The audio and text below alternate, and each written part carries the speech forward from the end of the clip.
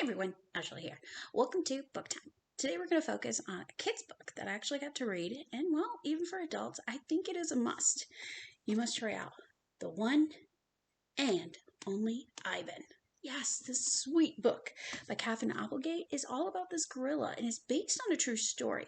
Although the way the story is told, it's more from an inspirational view because we don't really, in real life get the insight of a gorilla, elephant, and a dog. But the story itself is about Ivan, a gorilla that spends his time in a Washington mall for 27 years of his life before he gets to live it out at Zoo Atlanta. And something that made him famous was, well, his paintings that he did, or even drawings. The story itself is very sweet and endearing about Ivan here, the gorilla, that ends up in this mall and spends 27 years getting to know Stella the elephant, that in a way, I think she's kind of like his mother in a sense. I mean, at least the mall mother.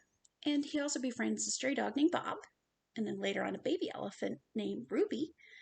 So this here, they form their own bond, their own family, and they have to try to work with one another, just to survive in the little imprisonments that they're in, these tight little cages. And it's just, they see people staring back at them, and it makes you see in a different perspective, what, in a sense, what containment could be.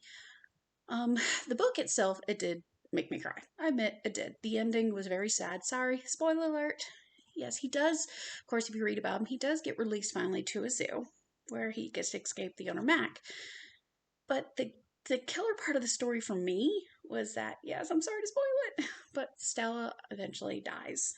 And Stella is this guardianship type angel to me in a way that she really helps him just make it through the time being. And even when little Ruby, the little elephant, comes along, you can see the tenderness that is there, with her and Stella. And that even her as a baby itself, she shows so many different curiosities and ways and has the questions that a lot of us would want to ask himself. And the good part is, of course, that Bob the stray dog does have his own chance to show up again, and some other characters as well, such as Julia and George, which are two that are actually, fighting to keep these animals alive and eventually hope for more for them outside of this. So for you adults that probably want a good tearjerker, even though this book is for kids, I definitely recommend you picking it up and getting to read it, The One and Only Ivan. So don't forget to check it out. It's really cute and really sweet and enduring and a tearjerker. It may make you cry a little bit like Where the Red Fern Grows. But we'll see you next time for another one.